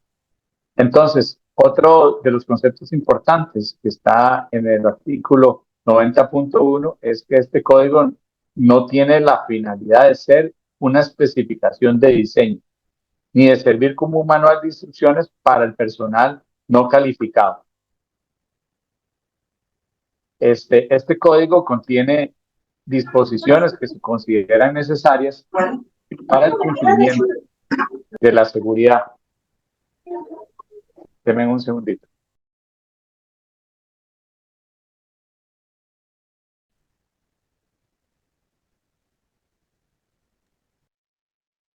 Gracias. Disculpen. Y dice algo bien importante, el cumplimiento y el mantenimiento adecuado. O sea, no es solo que la instalación sea hecha con las disposiciones que lo hacen de manera segura, sino que hay que dar un mantenimiento adecuado. Y esto va a dar lugar a una instalación prácticamente libre de peligros, pero no necesariamente eficiente, conveniente o apta para un servicio o ampliaciones futuras. ¿Por qué? Porque no sabemos qué es lo que va a pasar a futuro, ¿verdad? Y tal vez la parte de eficiencia, pues es uno de los aspectos que está trabajando la NFPA junto con los diferentes códigos de energía para poder tener la estadística y tener un código que no solo nos diga las disposiciones de cómo debemos hacer las instalaciones seguras, sino que también esté a la vanguardia con la parte de la tecnología, por ejemplo, en la parte de iluminación, donde tenemos la iluminación LED, ahí al respecto. En cuanto a la organización, existen 4 capítulos que son generales, aplican a todo tipo de instalaciones, que es el capítulo 1, donde vamos a encontrar las definiciones, la parte de disposiciones como espacios de trabajo, espacios dedicados a equipos eléctricos. El capítulo 2, vamos a encontrar lo que tiene que ver con el cableado de protección. Ahí es donde vamos a encontrar cómo calcular la carga de un establecimiento, ya sea una unidad de vivienda o una oficina, por ejemplo. Los métodos de cableado y de materiales los vamos a encontrar en el capítulo 3 y el capítulo 4 aplica a lo que es equipos de uso general. Después, los capítulos 5, 6 y 7 son temas especiales. Tenemos ocupaciones especiales como lugares clasificados como peligrosos, sitios de reunión de más de 100 personas, los vamos a encontrar en el capítulo 5. En capítulo 6 vamos a encontrar lo que es la parte de vehículos eléctricos, cargadores de vehículos eléctricos. La parte del capítulo 7 son condiciones especiales con todo esto de las tecnologías emergentes de sistemas autónomos, microredes, entre otros temas los vamos a encontrar en ese capítulo 7. El capítulo 8 es un capítulo que no está sujeto a ninguno de los otros, sino que habla específicamente de los sistemas de comunicaciones. Ahí vamos a ver todos los requisitos que habla esto y es bien importante este capítulo porque hoy en día ya no es solo el par telefónico de cobre, sino que ya hoy tenemos sistemas de comunicaciones por diferentes sistemas como la parte del cableado estructurado, microondas, la parte de cables coaxiales, y toda esa información está en ese capítulo. El capítulo 9 son las tablas que hacen referencia en algunas de las secciones que vimos anteriormente y contiene una serie de anexos que son a nivel informativos, no son obligatorios como parte de aplicación de la normativa. Hablando de la aplicación de la normativa, es importante repasar cuáles son las reglas obligatorias. Nosotros vamos a encontrar una redacción que dice debe, o vamos a encontrar una redacción, el término no debe. Y vamos a encontrar también reglas que son permisivas, como que dejan a discreción del profesional responsable del proyecto, como dice, se permitirá o no se requerirá. Esas son reglas permisivas que, de acuerdo a la evaluación del tipo de instalación que nos están dando a diseñar o que nos están dando a construir o a inspeccionar, podemos tomar en consideración o no, ¿verdad? Hay algunas personas que leen ese permitirá como un debe, ¿verdad? Y no necesariamente es así, ¿verdad? Obviamente, la parte del diseño, pues el diseñador conoce más detalles de las necesidades del cliente y de acuerdo a eso basa sus requerimientos, no solo con las reglas obligatorias, sino que también las reglas permisivas. Y el código en algunas secciones tiene lo que es el material explicativo, aparece una nota informativa que son únicamente para poder aclarar o ampliar la información, no son de carácter obligatorio como requisitos del código. Bien, hasta acá, ¿tienen alguna pregunta? Ahí oigo un ruido, tal vez si pueden ponerse en mute.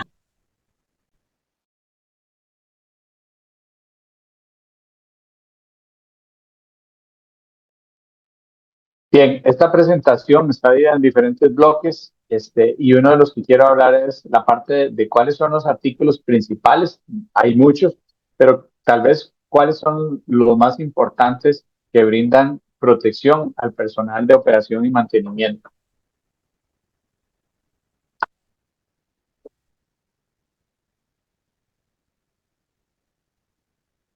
Uno de ellos es las disposiciones que habla del espacio del equipo, que son consideradas como el espacio de trabajo. El espacio de trabajo, imaginémonos que es el espacio enfrente del equipo en el cual una persona, al menos el ancho de sus hombros y lo que es una profundidad, debe tener enfrente del equipo para poder trabajar. Ese trabajo es de manera desenetizada, es un trabajo, digámoslo así, físico, que pueda tener, que no entre estripado a un espacio. Y también lo que es el alto del equipo o al menos 2 metros. Eso es lo que hablamos de espacio de trabajo y lo pongo en esta parte de la gráfica.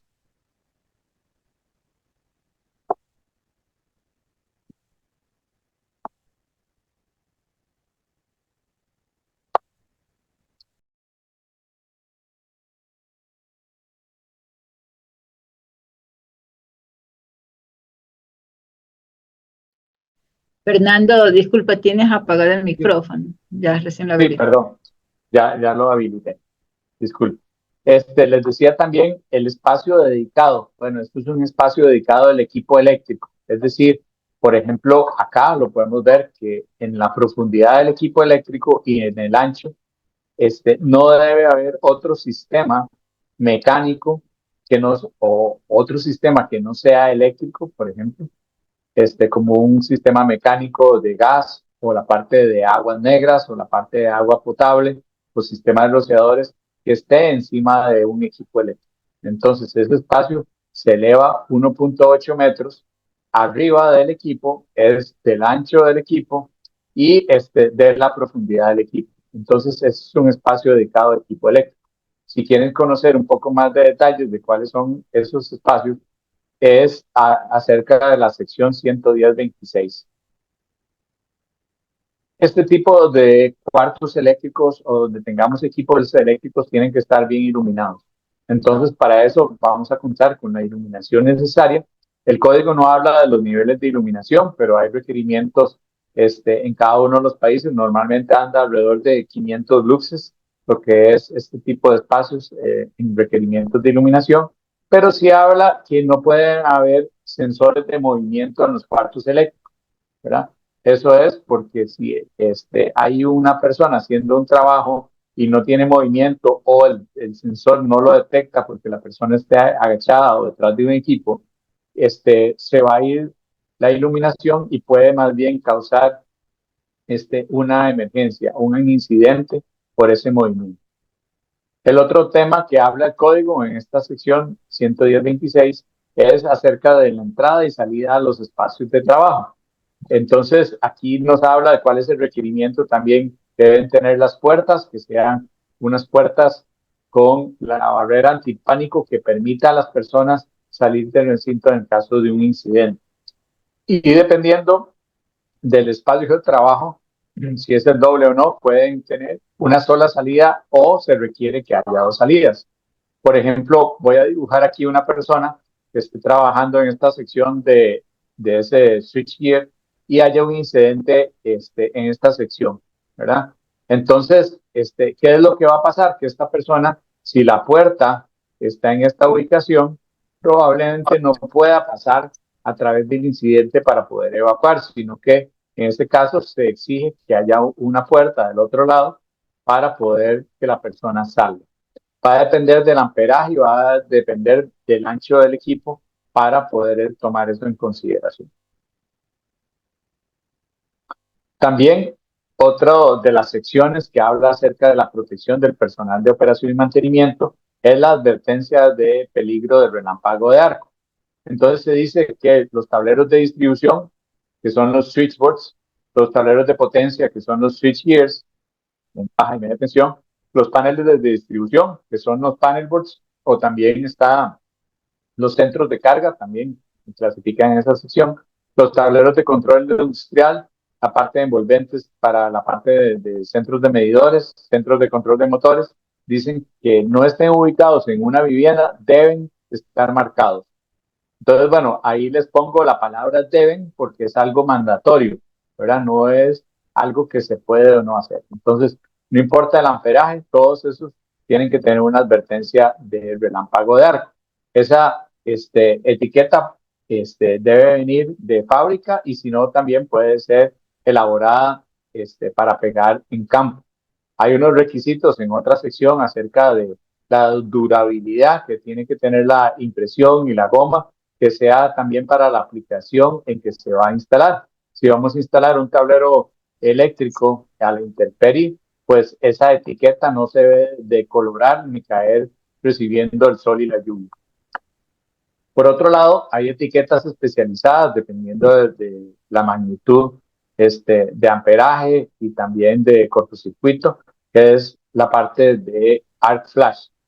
Para esto existe la norma de seguridad eléctrica, la NFPA 70E, y exactamente en la sección 130.5H vamos a encontrar lo que son los requisitos de las diferentes etiquetas. Entonces, vamos a encontrar cuál es el límite de arc flash que podemos tener, cuál es la distancia de trabajo, no se refiere a lo que veíamos anteriormente, la parte de energía incidente y cuál es el tipo de ropa que deberíamos utilizar para poder trabajar en ese equipo. Entonces, para más detalles, ¿verdad? Este tipo de etiquetas de arc flash está la NFPA 70E. Uno de los temas también que brinda protección al personal de operación y mantenimiento, y tal vez no tanto para ellos, sino para los socorristas, es que la edición del Código 2020 pide que haya desconexiones de emergencia en la parte exteriores de las viviendas. Esto se refiere, y tal vez nosotros tengamos nuestra base de medidor afuera y tengamos un medio de desconexión. Bueno, si ya tenemos eso, lo que nos está pidiendo el código es que lo rotulemos como medio de desconexión para emergencia. Y esto aplica tanto a la alimentación de la compañía eléctrica, aplica para generadores eléctricos, ¿sí? De combustión, que estén conectados de manera fija, no a través de un cordón y clavija o un enchufe. También hacia la parte de sistemas fotovoltaicos y la parte de sistemas de almacenamiento de energía. ¿Qué es lo que se busca con esto? Dar seguridad a los socorristas. Si llegan los bomberos a atender esto, ellos van a conectar la energía que viene de la calle, digámoslo así, pero la idea es que no se encuentren que resulta que tenían paneles solares en el techo y hay energía presente dentro de la vivienda. Como ustedes saben, la parte de electricidad y agua no es algo bien que se llevan bien.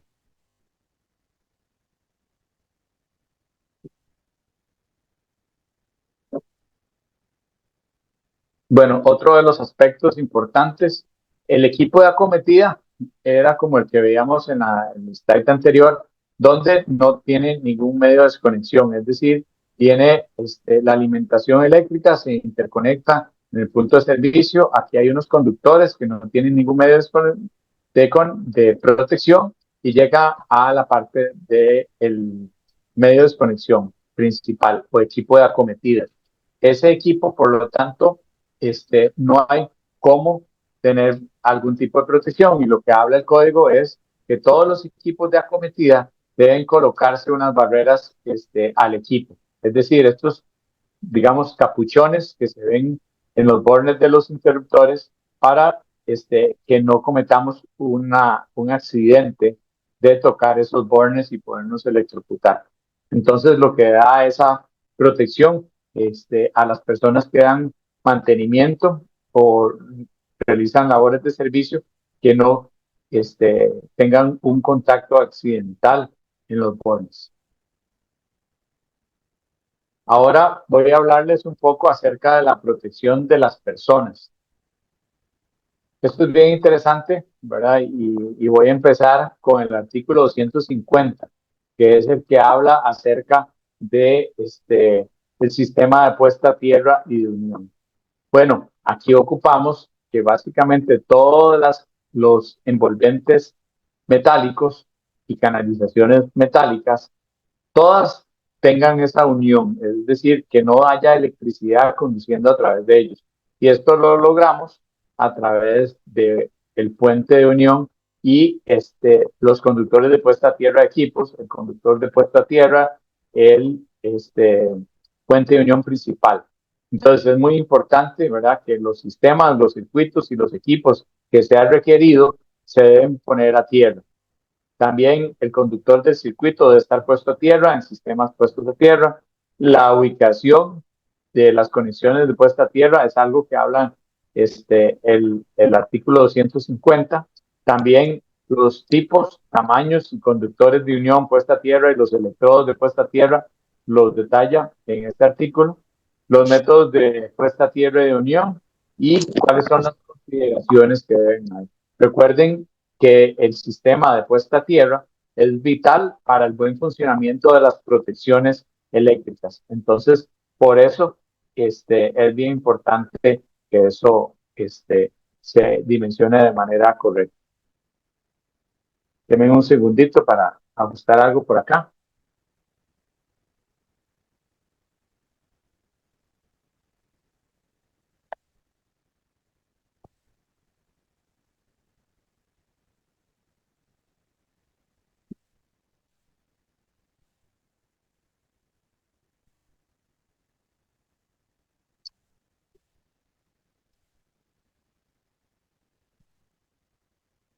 Ya, listo. Gracias. Bueno, ¿qué pasa con la protección de las personas también? Bueno, resulta que existen una serie de interruptores que se llaman los dispositivos de protección de falla a tierra, conocidos en inglés como Ground Fault Circuit Interrupter, que se exigen en lugares donde haya, digámoslo así, en resumidas cuentas, presencia de agua. En las ediciones anteriores estaba enfocado hacia la parte de tomacorrientes o receptáculos de 125 volts. Ahora se aumenta, digámoslo así, o se da otro rango de voltaje hasta 250 volts. Entonces, todos los circuitos ramales de receptáculos que estén alimentados por circuitos monofásicos de 150 volts a tierra o menos, para unidades de vivienda, deben tener la protección de falla tierra. Acá voy a salirme de la presentación y ahorita regreso para que veamos qué es lo que dice exactamente la normativa.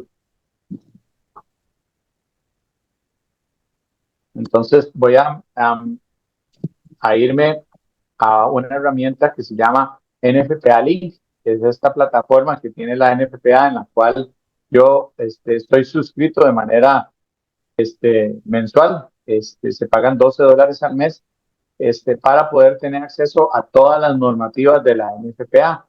Entonces, yo puedo aquí tener unas favoritas, unas normas favoritas, como ven, soy fan de la NFPA 70 y también 70B y 70E, pero aquí puedo ver absolutamente todas las normas. Si yo trabajo en la parte de sistemas contra incendio, puedo poner aquí la 72 y puedo buscar cuáles son las normas que existen. Está la edición en inglés, está la edición en español, que la voy a denotar con ES. Y también, bueno, aquí me apareció, como le puse 72, pues apareció también la parte de sistemas de detección de monóxido de carbono, de detección, que es la 472. Entonces puedo ver esta parte de las normativas, pero también puedo ver la NFPA 101 y puedo ingresar a esas normativas como tal para poder tener las diferentes ediciones. Puedo ver cuáles son las ediciones para atrás. Hay cerca de 6 ediciones en inglés que se pueden ver hacia atrás. Entonces, nada más ahí un pequeño, esta herramienta es súper buena. Y entonces vamos a meternos acá en el Código Eléctrico Nacional, la edición 2020. Y vamos a ir al capítulo 2, precisamente al artículo que veíamos anteriormente, que es el de protección de falla tierra, que tiene que ver con el 210.8. Entonces vamos a ir al 210.8 y que es la protección del personal mediante interruptores de circuito por falla a tierra. Algo bien importante que lo dice la definición es que interrumpe el circuito y eso lo podemos tener por básicamente 3 tipos de protecciones. Uno es el interruptor termomagnético que tenga protección de falla a tierra. Lo otro es un tomacorriente que tenga protección de falla a tierra. Y lo otro es, digámoslo así, una extensión o un accesorio que se pone en el medio de una extensión con protección de falla a tierra. Digamos que es como tener un tomacorriente, pero puesto dentro de una extensión eléctrica. Entonces, este artículo del 218 habla acerca de la protección de falla a tierra. El inciso A es para unidades de vivienda, que es la parte que estamos viendo. Entonces, acá dice que todos los receptáculos de 125 volts hasta 250 volts instalados en lugares donde se especifican en las siguientes secciones y alimentados por circuitos ramales monofásicos de 150 volts o menos deben tener protección mediante interruptor de circuito de falla a tierra. Alguno de esos 3 que yo les di. Número 1, en cuartos de baño. ¿Okay? Entonces, el código dentro de las ubicaciones donde tengo que instalar tomacorrientes me exige que en cuartos de baño haya un tomacorriente. Ese debe tener protección de falla a tierra, ya sea en el tomacorriente o mediante lo que es interruptores. También lo que son garajes, donde estacionamos los vehículos, ya sea que el garaje esté en la vivienda o que esté afuera de la vivienda en una estructura separada, un edificio secundario, tiene que tener la parte de protección de falla a tierra. En exteriores, todos los tomas que estén en exteriores deben tener eso. En espacios de poca altura, sin acabados, debajo del primer piso de un edificio, especialmente para acceder a lo que es plomería o cableado. Eso es que entramos abajo de la casa. Ahí es donde tenemos, porque la casa está construida sobre algunas columnas y vigas como tal. ¿Okay? Aquí le llamamos a esas vigas o a esa casa construida sobre pilotes.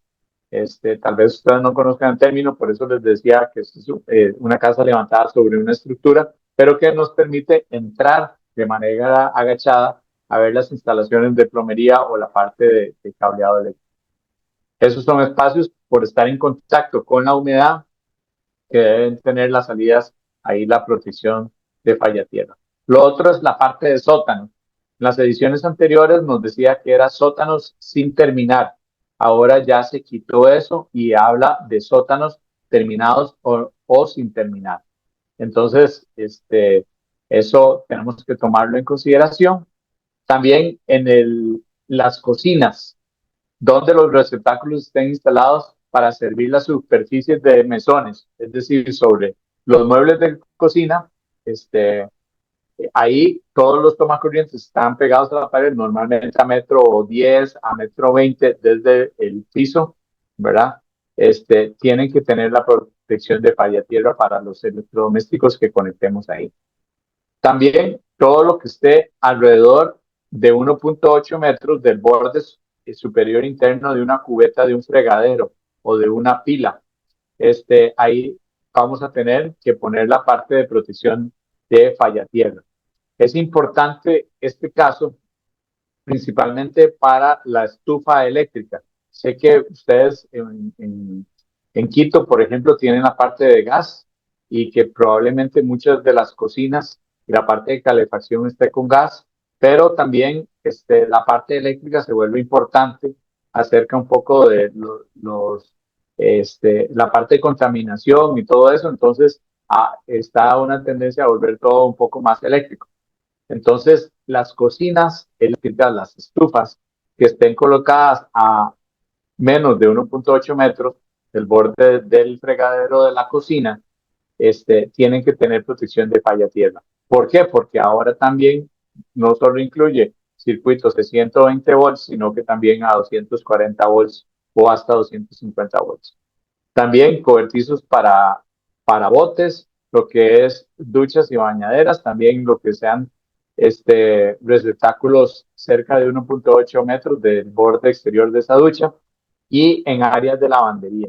Entonces, áreas de lavandería es un todo, ¿verdad? No habla de, ya hoy muchas unidades de vivienda por la parte de diseño, unidad de vivienda nos referimos a un lugar donde se descansa, donde se duerme, donde se cocina, ¿verdad? Y donde hay instalaciones sanitarias.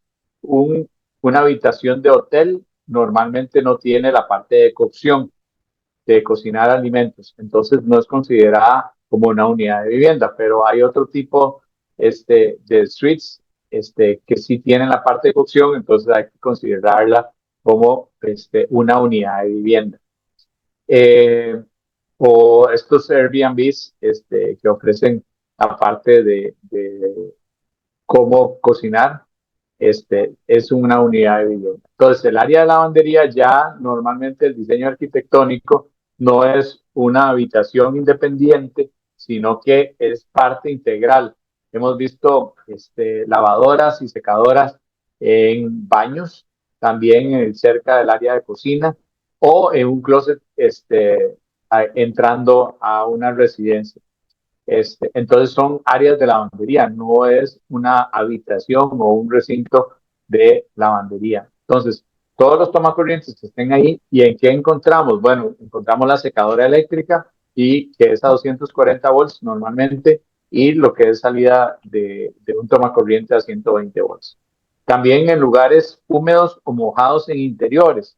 Bueno, esto es algo que se empleó en este código donde se considera también lugares que llegan mascotas que se mojan en la calle y llegan ahí. Entonces, si hay un lugar donde los secamos entrando a la casa, ahí tenemos que ponerlos. O también que entramos a la casa y dejamos nuestra ropa mojada, nuestra capa, o sombrillas en un lugar y hay un tomacorriente cerca, ahí son lugares húmedos o mojados en interiores.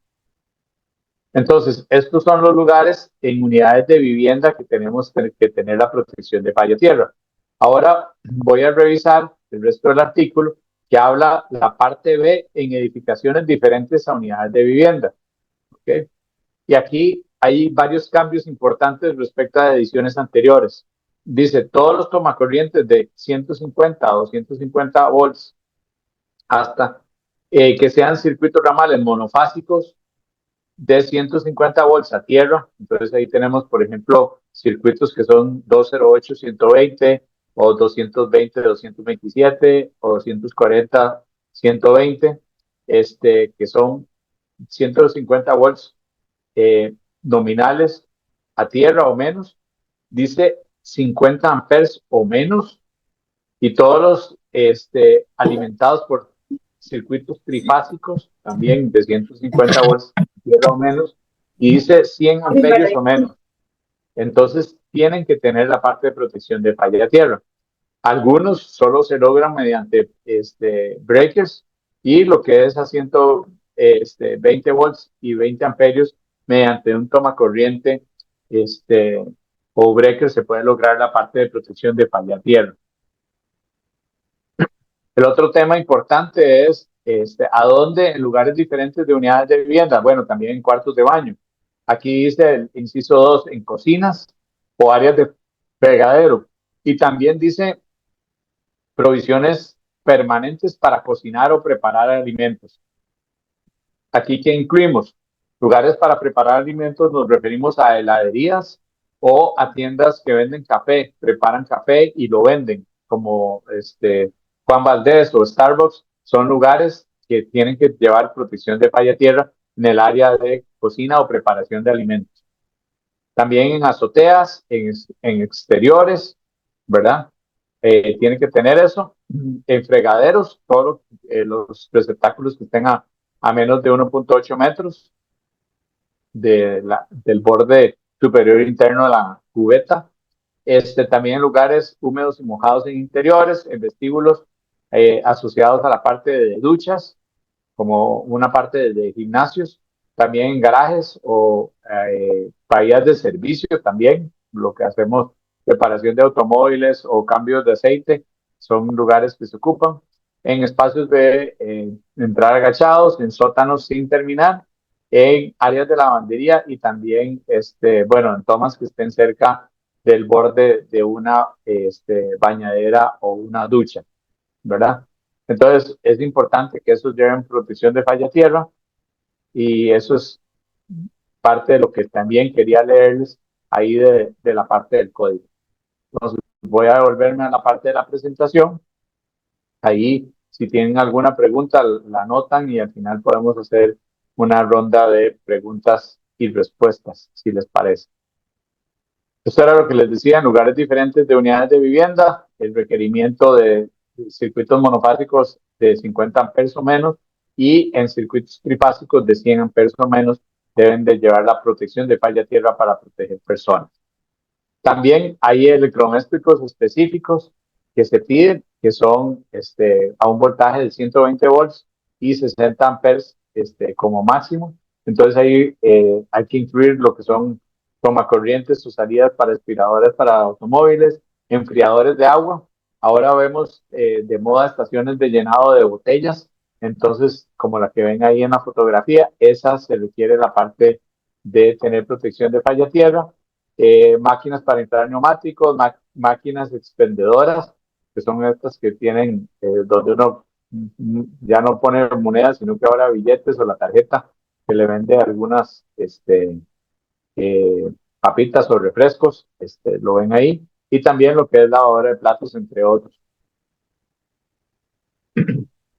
También todo el equipo que requiere mantenimiento, por ejemplo, los equipos de refrigeración y aire acondicionado, requieren un tomacorriente cerca de ellos, a no más de 7 metros.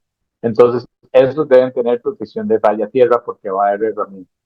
Y en la parte de salidas para exteriores, ¿verdad? Que se incluye 150 volts a tierra, hay un transitorio que se está dando que es para todas las unidades condensadoras fuera de los edificios, que normalmente son alimentadas por circuitos de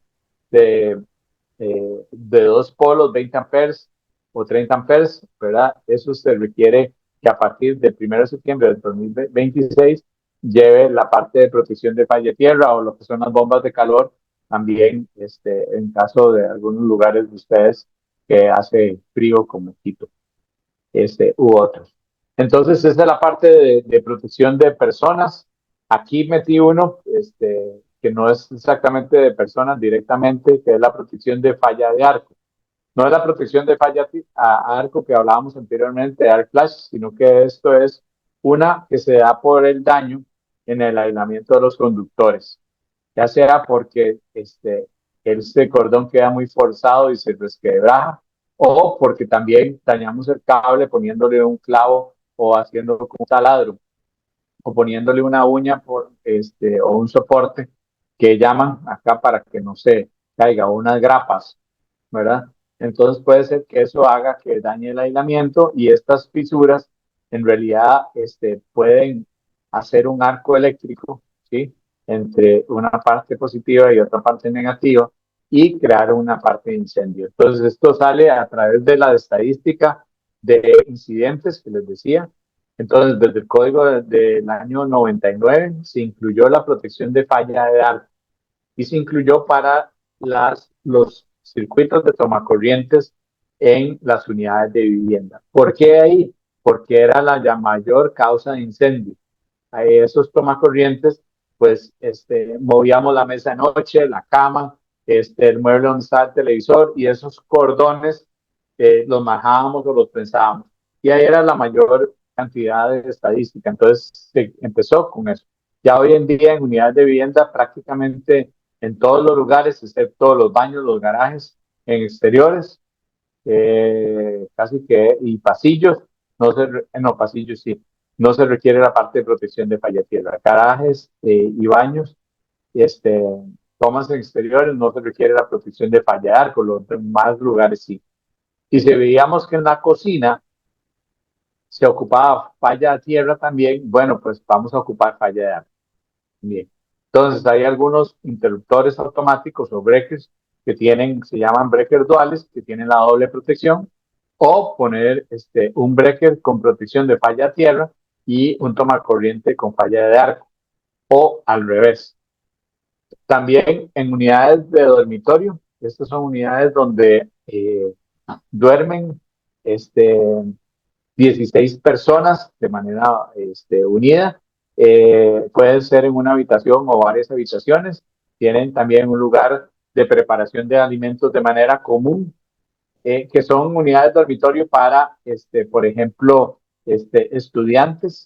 Entonces, eso es lo que estamos hablando. Pero habla el código de 16 personas o más.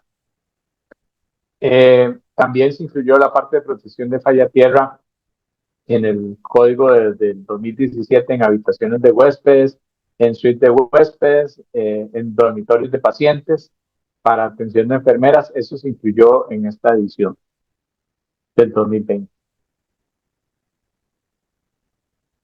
La otra parte que brinda protección a las personas, estamos hablando de los receptáculos resistentes a la manipulación, o conocidos como tamper resistant.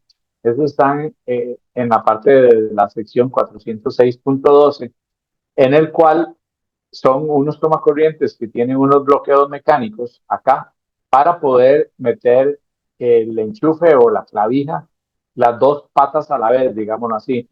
Si no se meten las dos a la vez, pues no hay un movimiento que lo deje pasar. Eso para evitar que los niños se electrocuten.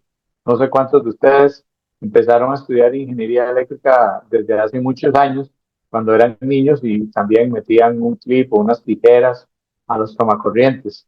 Bueno, esto lo que busca es evitar esos accidentes a los niños que se electrocutan metiendo diferentes elementos. Entonces, todas las unidades de vivienda tienen que tener esa protección de falla tierra, habitaciones de huéspedes, en hoteles y moteles, aparte de instalaciones de cuidados infantiles, jardines infantiles y también hasta educación primaria, o sea, hasta niños de 12 años, digámoslo así, se requiere la parte de protección de tomacorrientes resistentes a la manipulación. En oficinas comerciales, en corredores, en salas de espera, en clínicas, consultorios médicos y dentales, también en lugares de espera, de lugares de transporte, en gimnasios, en pistas de patinaje y auditorios de 100 personas o más, unidades de dormitorio y también en centros de vida asistida. Entonces, ya se amplió esto, antes eran unidades de vivienda y lo que eran instalaciones de cuidados infantiles. Ya hoy en día, pues como ven, hay diferentes lugares donde se sabe que habitan, que llegan niños ahí y que se ocupa la protección en el tomacorriente de Tamper Resistant. No sé si recordarán, pero también en su momento, y todavía creo que existen unas tapas que se ponen aquí, unos accesorios que son de plástico, bueno, plástico entre comillas, ¿verdad? Son resistentes que uno enchufaba al tomacorriente. Y eso, pues sí, daba esa protección, pero a mí me tocó esa generación para mis hijos y a veces los quitaba para conectar una computadora y se me olvida poner la tapita de vuelta. Entonces, bien importante, ya ahora pues eso se elimina de alguna otra forma y se exige que en el mismo tomacorriente haya ese accesorio. Y ya, pues la mayoría de fabricantes lo tienen como parte de sus productos sin ningún problema, porque esto también lleva el código del 2008. Como comprar sándwich en la casa. Perdón. Seguimos. Okay. Bueno, cuando hablamos de conexiones seguras, como vimos, la mayor incidencia de incendios en Ecuador es por la parte de conexiones y cables mal dimensionados. Vamos a hablar un poquito al respecto. Número uno es la cantidad de salidas de receptáculos. Entonces, en la parte de unidades de vivienda, el código sí nos dice que debe haber tomacorrientes a lo largo de una pared a no más de 1,80 m, que ningún punto de conexión a lo largo de una pared esté a más de 1,80 m. ¿Eso cómo se lee? Bueno, aquí tengo un tomacorriente y aquí tengo otro, ¿verdad? Entonces, si aquí tengo una lámpara, yo aquí la puedo conectar en este tomacorriente a la derecha o a este tomacorriente a la izquierda. Es decir, hay 1,8 metros y 1,8 metros de este lado, es decir, 3,60 metros máximo entre puntos continuos. ¿Okay? ¿Y esto por qué? Bueno, porque la mayoría de electrodomésticos certificados, o todos los electrodomésticos que sean certificados, tienen un cordón de 1,8 metros. Entonces, la idea de esto es no tener extensiones, sino que uno poder instalar el equipo donde guste. Algo importante es que la pared, digámoslo así, puede ser de esta manera, que haya varios pedazos, pero es una pared continua, ¿verdad? Yo puedo poner aquí una mesa para poner mi lámpara y la puedo conectar a este tomacorriente o a este otro sin ningún problema, ¿verdad? Algo importante del gráfico que tenemos acá es una puerta corrediza, donde hay un paño fijo y un paño que se desliza. Entonces, el paño que se desliza, pues es la puerta. Entonces, a partir de este buque de pared, empiezo a contar máximo 1,8 metros, ¿verdad? Y de este